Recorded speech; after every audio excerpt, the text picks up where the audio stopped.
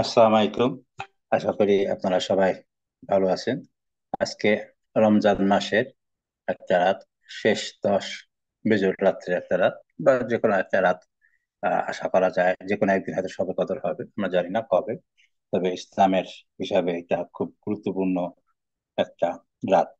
তো আমরা এখন দেখতেছি যে ইসে কেউ কেউ আপনার কি বলে, এই রমজান মাস কেউ যেন ইবাদত করতেছে।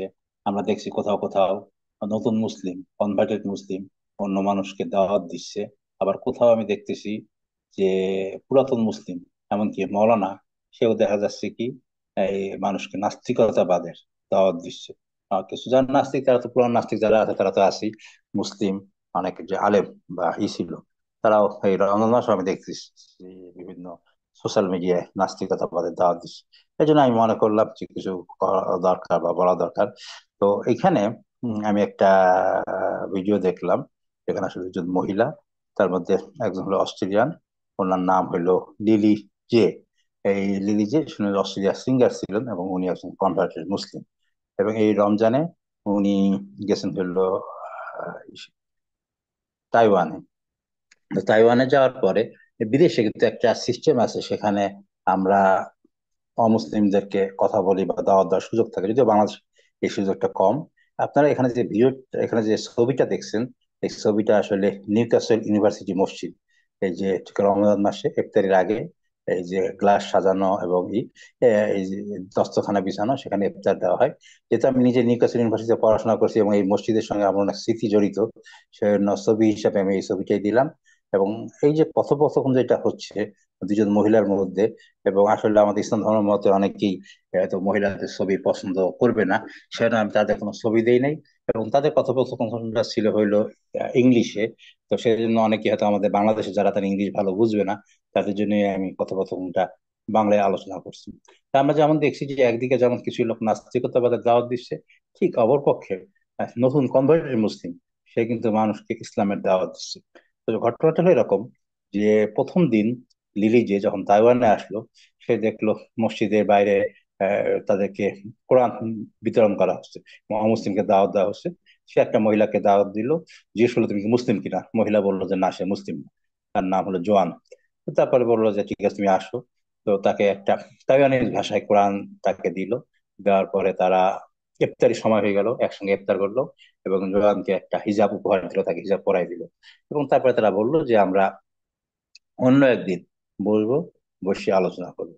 তো আজকে তারা পরস্পর বসছে ইফতারির সময়। তারা একটা হোটেলে বসে, হোটেলে তারা কথোপকথন করতেছিল। যাক, তো ওই জোয়ান খাওয়ার শুরু করার সময় বিসমিল্লাহ বলে শুরু করছে। এরপরে কথোপকথন শুরু হচ্ছে। তো জিজ্ঞেস করতেছে, লিলি যে তাকে জিজ্ঞেস করতেছে যে তুমি কি ইসলাম সম্বন্ধে জানো কি না। তো সে বলছে যে না, সে তেমন কিছু জানতো না। তখন বললো যে, লিলি যে বলতেছে যে আমি তো আসলে মুসলমান হওয়ার আগে বা রিসার্চ করার আগে আমি ইসলাম নামটাই শুনি নাই। তা আসো আমরা কিছু আলোচনা করি। তো তো বললো যে তুমি কিভাবে শিখলা ভাই। তো জোয়ান তাকে প্রশ্ন করলো যে তুমি এই যে সৃষ্টিকর্তা আছে, এটা তুমি কিভাবে জানলা বা এটা বলতে তুমি কি বোঝো। তো তখন বললো লিলি যে তাকে বলতেছে যে আসলে তুমি কি করো। ধর্মের তো আমার হবে এরকম ভাবে আমাদের ধর্ম নাই, কিন্তু ইসলাম আমার কাছে একটা নতুন টপিক বা নতুন ধর্ম।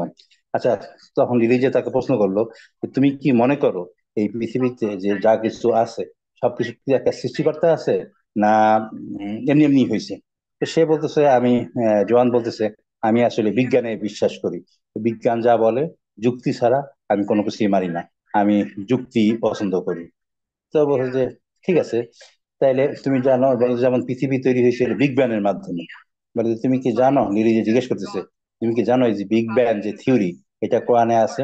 এবং বিজ্ঞান হইলো এই ইয়ের তৈরি, কি বলে, আল্লাহরই তৈরি। আল্লাহর যে নিয়ম কানুন, এই নিয়ম কানুন গুলোই, এই কোরআন যে নিয়ম কানুন বা আল্লাহর যে নিয়ম কানুন, এগুলো ইসে দেওয়া হচ্ছে।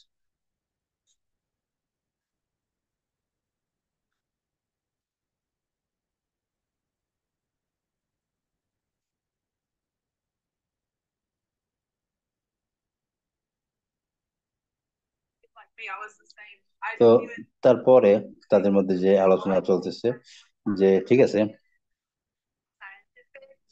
যে বিজ্ঞান হইলো কি, বিজ্ঞান হইলো যে সৃষ্টিকর্তার যে রুল, এই রুলটাই হইলো এই চলতেছে। এই যে পৃথিবী যে চলতেছে, সারা বিশ্ব ব্রহ্মাণ্ড যে চলতেছে, তুমি কি মনে করো এটা কোনো সৃষ্টিকর্তা নাই? সৃষ্টিকর্তা ছাড়াই এমনি চলতেছে। আমরা আপাতত মনে করেন আল্লাহ শব্দটা আমি বাদই দিলাম, আমরা সৃষ্টিকর্তা বলি। সৃষ্টিকর্তা ছাড়া কিছু নাই। এই যে তুমি যখন খাবার খাচ্ছ, এই খাবার কি কে রাঁধছে? তুমি কি মনে করো যে কোন রাঁধুনি ছাড়া এই খাবার এমনি এমনি তৈরি হয়েছে? আমরা যে খাবার খাচ্ছি, নিশ্চয়ই কেউ না কেউ রাঁধুনি আছে। এবং আমি হয়তো বা সেই রাঁধুনিকে দেখি নাই, কিন্তু কেউ বলবে না যে রাঁধুনি ছাড়া যেমন রান্না সম্ভব না, তেমনি ভাবে এই সৃষ্টিকর্তা ছাড়া এমনি এমনি কিছু সম্ভব না। আমরা মনে করি যে একটা ছবি দেখলাম, মনে করেন একটা মোনালিসার ছবি আমরা দেখলাম। মোনালিসার ছবি দেখলে, আমরা সুন্দর ছবি দেখে আমরা বলতেছি যে নিশ্চয়ই কেউ একজন আর্টিস্ট আছে যে এই ছবিটা আঁকছে। আর আমি তুমি সারা পৃথিবীতে এত মানুষ আছে, আমাদের যে সুন্দর যে চেহারা, বা আমরা যে সুস্থ আছি, বা যে কোনো জিনিস চলতেছে, এটা কি সৃষ্টিকর্তা ছাড়া বা কোনো কিছু ছাড়া এমনি এমনি চলতেছে? আচ্ছা, মনে করি যে আমরা খাবার যে খাচ্ছি, এই খাবার আমার মুখের মধ্যে ঢুকতেছে, ঢোকার পরে কি হচ্ছে, এই যে হজম হচ্ছে, এটা কি আমার কন্ট্রোলে আছে? কিভাবে হজম হচ্ছে এটা কি আমি জানি? আমাদের আমাদের যে হার্ট চলতেছে, হার্ট বিট করতেছে, এটা কি আমি জানি কিভাবে আমার হার্ট বিট করতেছে? আমার হার্ট কি আমি কন্ট্রোল করতে পারি? আমার খাওয়ার হজম কি আমি কন্ট্রোল করতে পারি?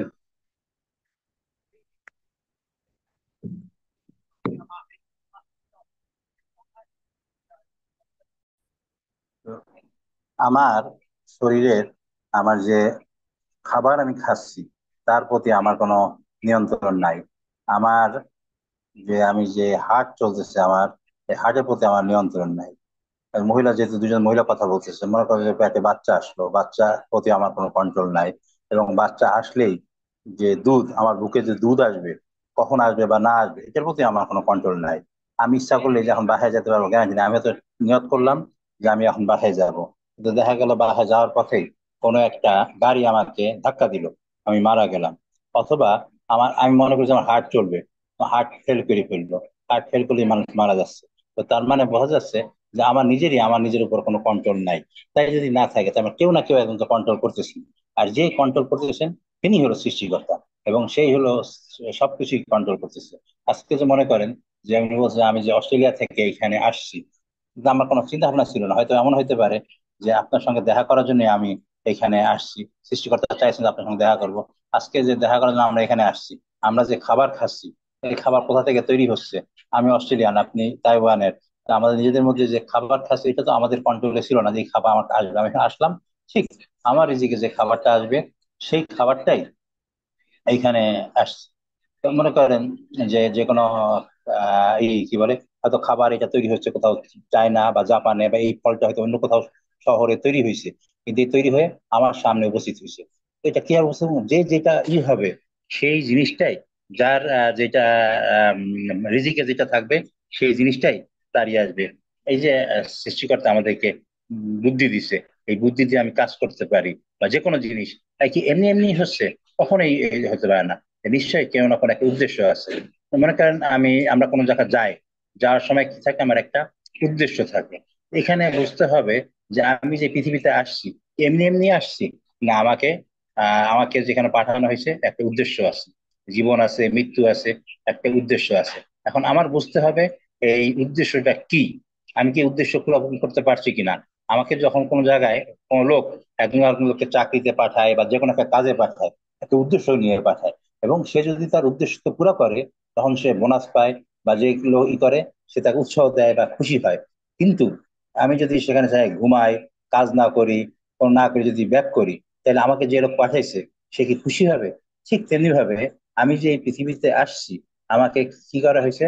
একটা উদ্দেশ্য দিয়ে আমাকে এখানে পাঠানো হয়েছে। এমনি এমনি আমাকে পাঠানো হয় নাই। এবং যেটা বললাম, যে যে পাঠাইছে সে এমনি এমনি এই পৃথিবীতে সবকিছু পারফেক্ট ভাবে চলতেছে।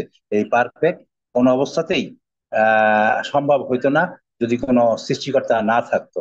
এই যে এত কিছু নিয়ন্ত্রিত হচ্ছে, কখন কি হবে, কখন কোন খাবার খাচ্ছি, কোন জিনিসটা কি হচ্ছে না হচ্ছে, এই পৃথিবী এই যে ঘুরতেছে, সূর্য উঠতেছে, বা দিন রাত হচ্ছে, কেউ না কেউ, এত কিছু যে হচ্ছে, এমনি এমনি হওয়া এটা কোনো অবস্থাতেই সম্ভব না।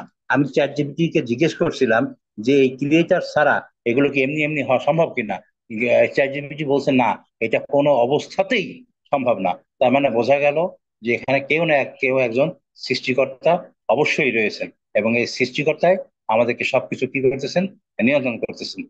এখন আমরা যদি মনে করি যে সৃষ্টিকর্তা এই না, যে আমরা অনেকে বিভিন্ন অন্য ধর্মের লোক আছে, তারা বিভিন্ন দেব দেবীর পূজা করে, বা এই সৃষ্টিকর্তা একজন না, একাধিক, যে একাধিক হইতো, তাহলে দেখা যাইতো কি, যে যদি কোনো বড় সৃষ্টিকর্তা হইতো তার সঙ্গে ছোট সৃষ্টিকর্তার মতবিরোধ দেখা দিত, এবং মতবিরোধ দেখা দিলে এই পৃথিবী দেখা যাইতো যে ধ্বংসের পথে চলে যেতে পারতো। এই জন্য অন্যান্য ধর্ম, হ্যাঁ, পৃথিবীতে অনেকগুলো ধর্ম আছে, ঠিক আছে, কিন্তু অন্যান্য ধর্মগুলোর মধ্যে, তাদের মধ্যে উনি মধ্যে যে বিভিন্ন রকমের সমস্যা আছে।